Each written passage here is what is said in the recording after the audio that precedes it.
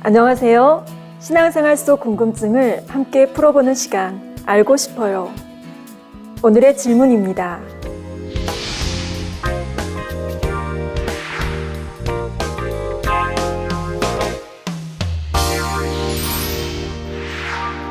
국어사전의 이단이란 자기가 믿는 유해의 도 또는 자기가 믿는 종교의 교리에 어긋나는 이론이나 행동 또는 그런 종교라고 정의되어 있습니다.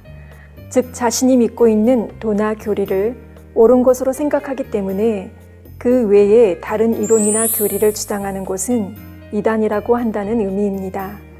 그런데 영적인 이단의 정의는 성경에서 찾아야 합니다. 이단이라는 단어는 성경에 총 5번 나옵니다. 그 중에 이단의 정의는 베드로후서 2장 1절 이 한 구절에 나오지요. 그러나 민간에 또한 거짓 선지자들이 일어났었나니 이와 같이 너희 중에도 거짓 선생들이 있으리라.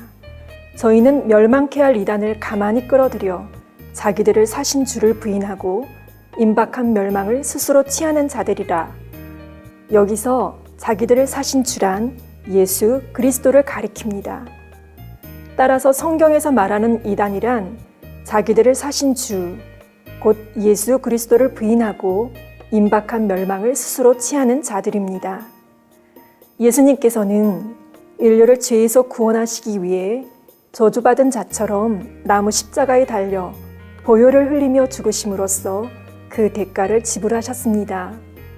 그러나 우리 예수님은 아무 죄가 없으시기에 사망 권세를 이기고 부활하시어 구세주가 되셨지요.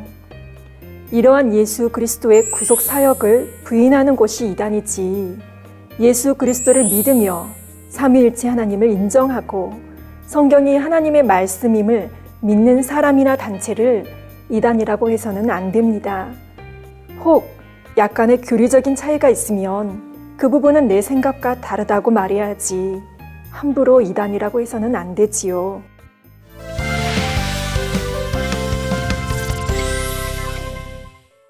성경적인 이단의 정의가 이와 같기에 예수님께서 그리스도가 되시기 이전의 성경 기록에는 이단이란 단어가 당연히 등장하지 않습니다. 즉, 구약 전체와 사복음서에는 이단이란 단어가 한 번도 나오지 않지요. 예수님을 핍박했던 서기관과 바리새인들, 대제사장들도 예수님께 이단이라고 하지 않았습니다. 그런데 오늘날 기독교계에는 타 교회나 타 교단을 이단이라고 쉽게 판단하고 정지하는 일을 많은 것을 봅니다. 물론 성경에 제시하는 기준에서 어긋나는 단체라면 이단임을 분명히 알려서 성도들이 미혹받지 않게 해야지요. 그런데 이단이 아닌 곳을 이단이라고 판단하며 정지한다면 이는 오히려 하나님 앞에 큰 죄가 됨을 알아야 합니다.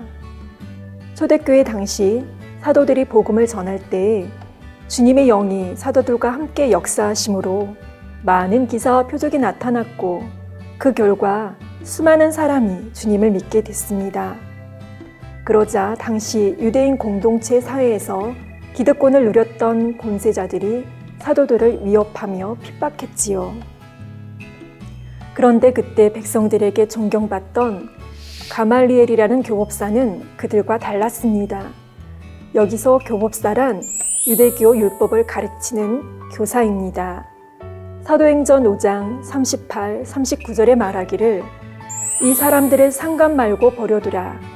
이 사상과 이 소행이 사람에게로서 났으면 무너질 것이요 만일 하나님께로서 났으면 너희가 저희를 무너뜨릴 수 없겠고 도리어 하나님을 대적하는 자가 될까 하노라 한 것입니다.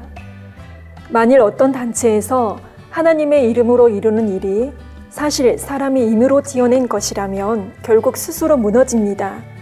반면 정말 하나님께서 역사하신 일이라면 사람이 무너뜨릴 수 없지요.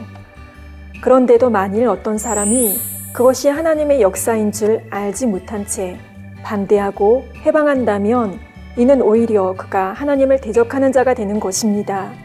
이 얼마나 무서운 일입니까?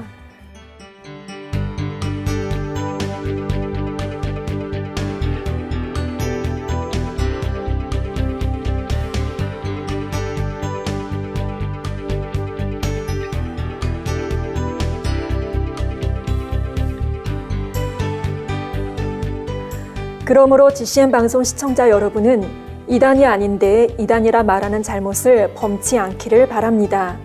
또한 이단이 아닌 곳을 이단이라 정죄하는 사람들에게 성경적인 이단의 정의를 바르게 알려줄 수 있기를 바랍니다. 귀한 보혈의 값으로 우리를 사신 주님께서 우리에게 원하시는 것이 무엇이겠습니까? 그리스도인이라 불리는 사람들이 서로 판단하고 정죄하는 것이겠는지요. 우리 주님은 지금 이 순간에도 한 영혼이라도 더 구원받기를 간절히 바라십니다. 이러한 주님의 마음을 알아 주님께서 원하시는 삶을 살아가는 저와 여러분이 되었으면 좋겠습니다.